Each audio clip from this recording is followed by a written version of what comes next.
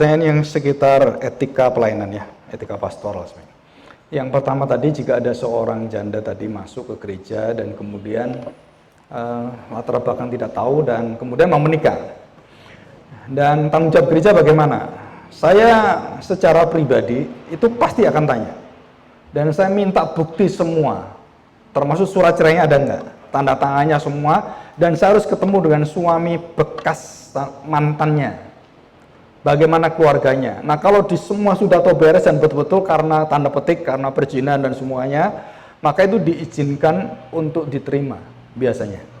Dengan catatan, yaitu tadi, jadi semua udah tahu jelas beres. Nah, kalau itu enggak tahu, pasti saya katakan, kami tidak bisa memberkatinya. Yang masalah adalah kalau dia adalah ada dekengnya, Pak.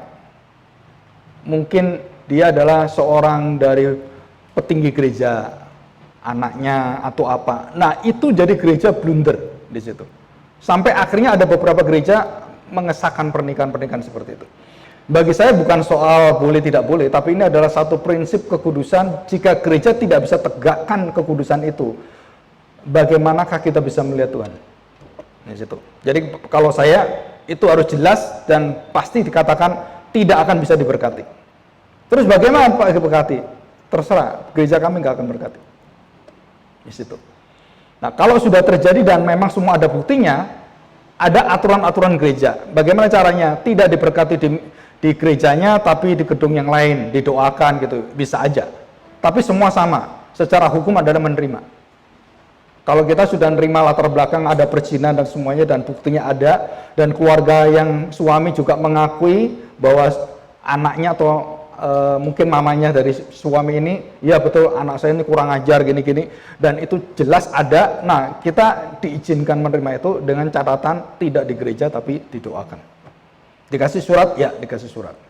Nah, itu artinya legalitas karena dosa, bukan karena gereja menginginkan dan menganjurkan terus ya menetapkan itu perceraian diperbolehkan. Enggak, tetap tidak boleh. Tapi karena sosial, ada konsensus sosial, gereja ada fungsi sosialnya, kita harus tahu. Seperti masyarakat Israel juga sama, fungsi keagama dan fungsi sosial. Nah, yang Musa jalankan adalah fungsi sosial. Dari awalnya tidak boleh cerai, nggak boleh. Tapi karena mereng-ereng itu, gimana nasib kami Pak Musa, itu suami saya sudah itu saya gimana? Nah, harus ada surat cerai untuk melindungi sang istri. Dan itu semua bukan karena melegalkan suaminya, tapi melindungi istrinya. Nah, ini sama aja seperti ini ya.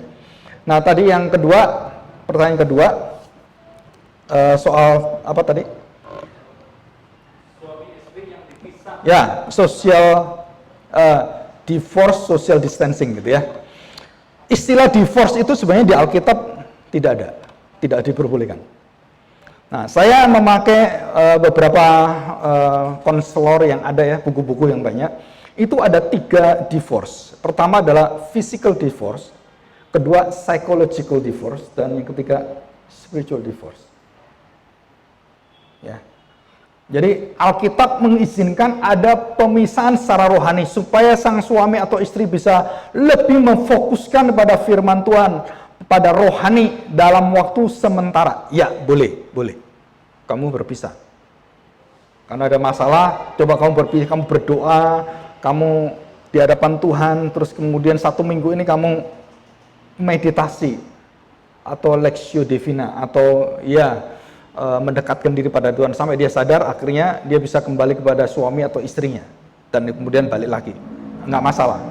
Nah, masalahnya adalah social distancing untuk divorce itu karena menjaga harkat martabat masing-masing. Secara diam-diam ini sebenarnya spiritual divorce kalau saya ngomong. Physicalnya nggak divorce, secara psikisnya nggak divorce, ke gereja juga gandengan bisa. Tapi begitu sampai di rumah, masing-masing sendiri-sendiri. Itu namanya spiritual divorce. Itu divorce sebenarnya. Tapi nggak dilihat orang. Dan itu yang tahu pasti orang di dalam, anak-anaknya. Dan saya pernah melihat keluarga ini, ada keluarga orang Kristen dan bahkan petinggi gereja. Anaknya yang cerita pada saya, Pak, papa mama itu sebenarnya sudah nggak bersama, sudah berapa tahun? Sudah lebih 17 tahun. Kaget saya. Lu kok bisa di gereja bisa gandengan, bisa sebagai suami istri yang sah? dan mereka menjadi majelis.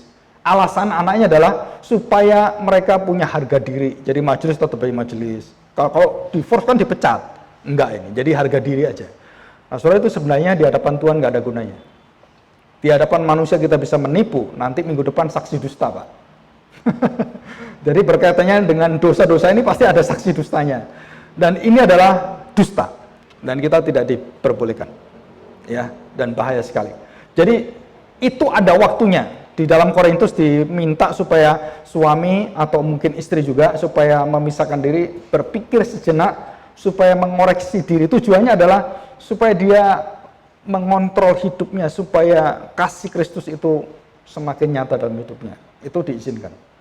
Ya. Tetapi kalau sampai bertahun-tahun kemudian berpisah, pasangan yang saling mencintai berpisah pun itu sangat bahaya kalau sudah melebihi batas kekuatan kita. Kenapa? Karena iblis itu luar biasa. Kekosongan hidup kita itu kalau diisi orang lain, kita pasti jatuh. Nggak ada yang bisa tahan.